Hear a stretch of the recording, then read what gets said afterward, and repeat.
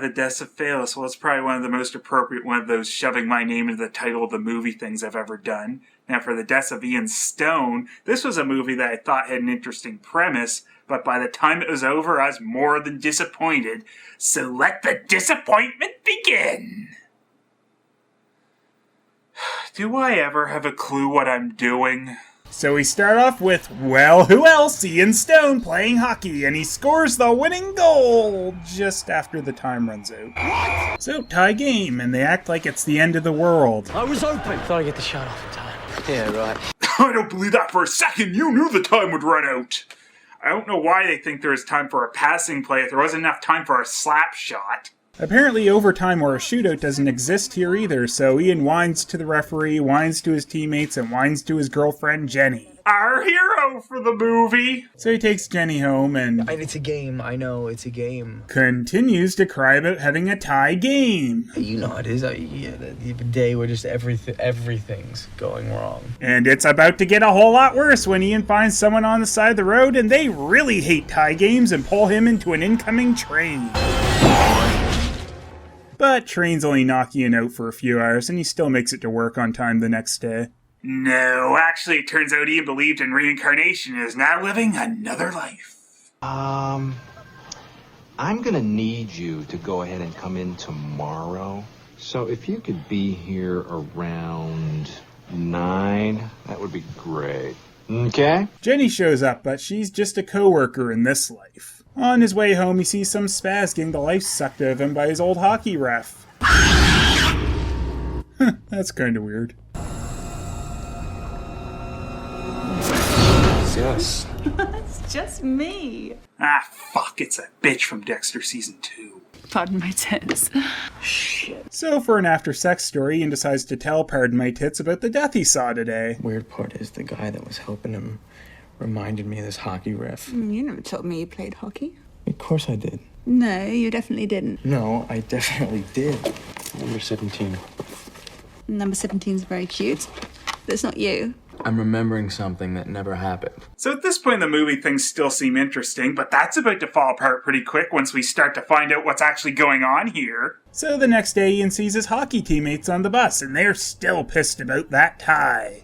Well, I think it's hard to say by that smirk. There is actually a reason they can remember the other life, though them calling attention to it contradicts part of the movie's nonsense about to come up. If you don't listen to me, you'll be killed. We need to go somewhere safe.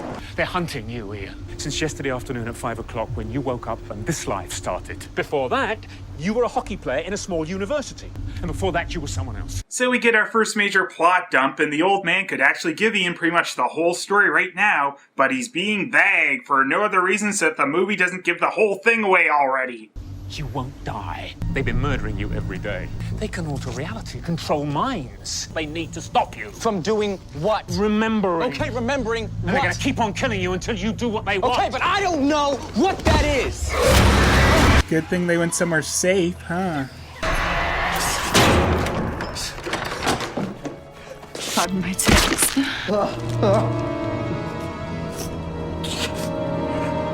Pardon my tits. Yup, so Pardon My Tits is one of these creatures too, and they apparently kill Ian every time he starts to remember things about one of his past lives. So why didn't she kill him last night when he started talking about his hockey life? Well, because then we couldn't have one of the first of many plot holes, of course! You shouldn't have remembered. So Ian dies again, but unfortunately he has crown piece of a cloud lives left, so he's going to be around for a while still. So Ian gets warped to taxi level, where he's taking Jenny home. They start flirting with each other, but after seeing a few silhouettes staring at him, he gets freaked out and boots it to an abandoned warehouse and meets the old man again. I know you. So apparently this mind wipe process is getting worse now, for no real good reason. Old guy also tells Ian not to let them find Jenny. And that will be the end for you. Like this! Life over again! So the whole point of that life was just for the old guy to add, don't let them find Jenny. Rather a waste of time now, wasn't it? Especially when the old guy could add that to the last conversation if he hadn't just kept beating around the bush. Also, it's funny how Ian still barely remembered anything in this life, but they killed him, yet in the last one he was allowed to have this big conversation about remembering hockey life. I guess that life was just about wasting time in general. This time Ian wakes up in unemployment world, and Jenny is his social worker. But this time he pretty much remembers everything immediately. I keep waking up in different places, and everything's changed, except you, because you're still here. These people are trying to kill me. Right. And the creatures are right after him. Are you guys seeing a point to this anymore? Part of the creature's reasons for putting Ian these lives was apparently to figure something out about him, but now as soon as he gets to his next life, they just go to kill him immediately. Also, they don't want Ian to remember, but it seems with each death, these new lies are less convincing, so killing him right away sure makes a lot of sense now, doesn't it? And I don't know how many lives Ian was supposed to be going through before the movie started, but his blocked memory about them seemed to fall apart awfully quick now, didn't it? Maybe beforehand the creatures weren't so ridiculously sloppy and prominent figures from another life didn't just pose around in front of him. So Ian plays in traffic and... We don't like doing this, Ian, but we don't have much choice, do we? Actually, you could probably come up with a lot of better plans than what you're doing. Some of them could even involve sense. Weird, I know. So, next life, Ian gets his leg hacked off and thrown on a hook by Leatherface, and after that he gets knocked off a bridge by the Cloverfield monster. Those ones may or may not have happened. Might as well have, though. Ian warps to Drug World after that. Well, I guess that's one way to slow down the remembering. Probably won't help much with the figuring anything out, though. Well, besides the constant the creatures seem to like to ignore, which is his neighbor this time. You know me. Of course I know you. From the office. What office? Come on, I need you to remember. So they get attacked right away. Guess they had absolutely no faith in their drug plan. Tell me why. You never learn. Tell me why you think that line makes sense. There's been nothing for Ian to learn. In fact, you try to keep wiping his memory. Though you could tell me why you never learned that Jenny is in every single one of Ian's lives. I hate seeing you like this. It's like how nervous you get before a game. You remember that? Of course I... When did you start remembering? When you said I should remember. Oh, it was that simple along. All you have to do is say remember, and you will. They get on a subway, and Ref Monster gets on, looks at them, and leaves. Well, him doing something would make sense, and there's no reason for that at this point. So you're one of them. A harvester. We don't die. Sounds familiar. Old man shows that they feed off humans' fear. The fear one of them experiences the moment before a violent death is the most potent. That's what turned us from parasites into predators. So yeah, Ian is a harvester too, big surprise, and he killed off one of their kind, and they want to Bring you back into the fold, or destroy you. You were the most powerful one. They can't kill you, but together they have the power to move you from life to life. So maybe since Ian was so powerful, this life-to-life thing was the only way to control him?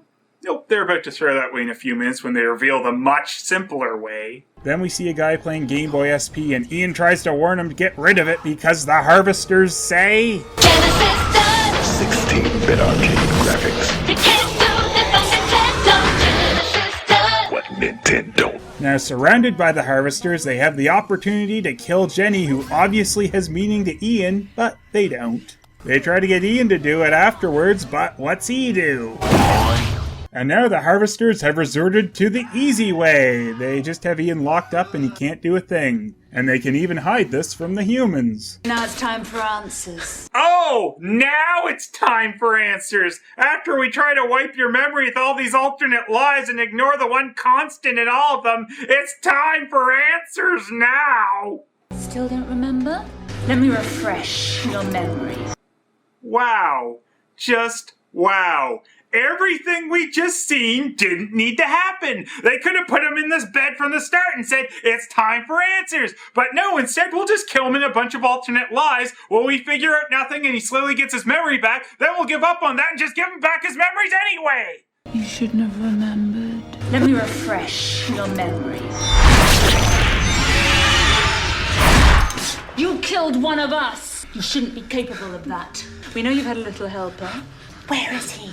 Is he one of us? Another one like you, perhaps? They grabbed the old guy when he was trying to tell Ian about them the first time. How do they not know who it is? Apparently these harvesters are a bunch of superpowered dumbasses. So Ian telling them how he killed one of their kind probably wouldn't even help because they likely wouldn't even get it. He'd probably have to show them a videotape of it happening in slow motion for them to begin to piece it together. To add even more stupidity to everything that's happened thus far, they begin to torture Ian and try to make him remember why he killed one of his kind. Oh, and Jenny is his nurse. That was quite a trick, pulling her from one life to the next.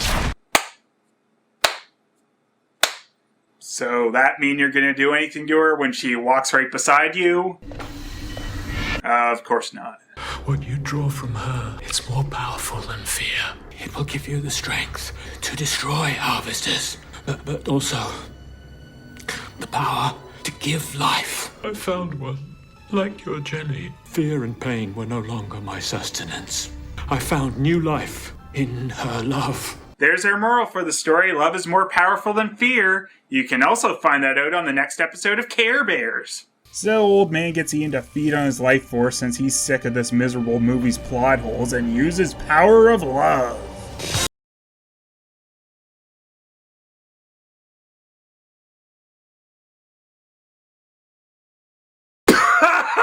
What did it turn him into? Okay, go on.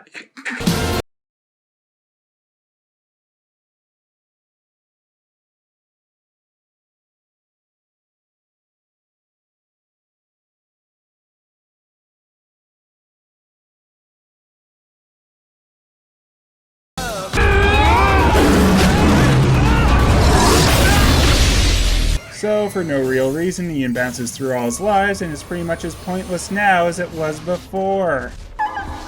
Now I'll have to start all over again. Why? Pardon my tears. And this is pretty anticlimactic, as the old man told him he had the power to give life, and it's even repeated right before he does it. The power to give life. So Ian warps them back to Hockey World, but this time he's good at hockey. Thank you For what? for making me human. What does that mean? Maybe someday I'll tell you. Yep, so Jenny doesn't get to know anything in the end. Isn't that lovely? But even though he won this time, Ian still hasn't forgotten that tie game.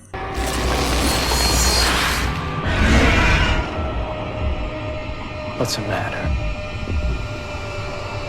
Scared?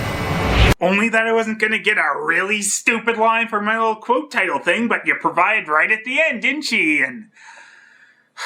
The basic premise of this movie really did sound interesting, but this was just miserable execution, and the whole thing was just a giant plot hole sandwich!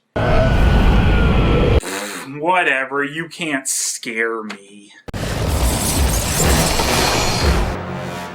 That's not real. Is it? No. No! No!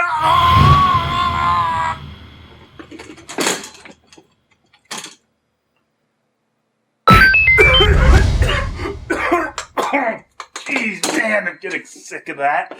I used to have a different life before this stuff.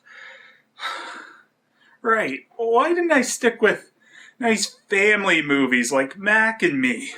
Ones that were old and silly and... nostalgic. Right, nostalgic movies. I should have stuck with those. As a matter of fact, you shouldn't have! What? Oh, the Nostalgia Critic. Nostalgic. Anyway, I've been meaning to yell at you for a while, Phelous. I don't know how the hell you got on the site, especially reviewing Mac and Me. That was my movie! What? Why's that? Because I'm the Nostalgia Critic. So? I remember it, so you don't have to. You, the keyword being you, don't have to. Oh yeah, that is your slogan, isn't it? How can you not remember that? I say it like all the time! Oh, Doug, you're funny. Doug, funny!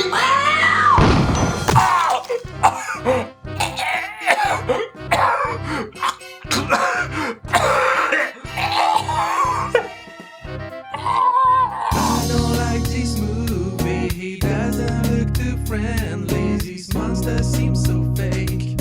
My nerves are gonna break. Phelous, don't let me down. You need to be around. Grab that running one up and blast that single new one. This movie look shitty.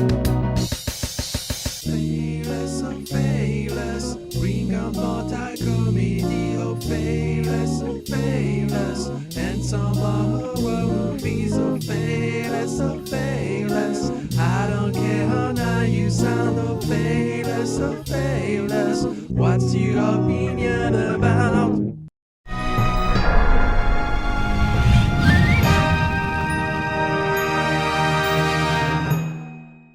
This, of course, was just a joke. Phelous is actually a great guy, very funny, has a gigantic penis, and okay, I'm not saying this, it'll ruin my credibility.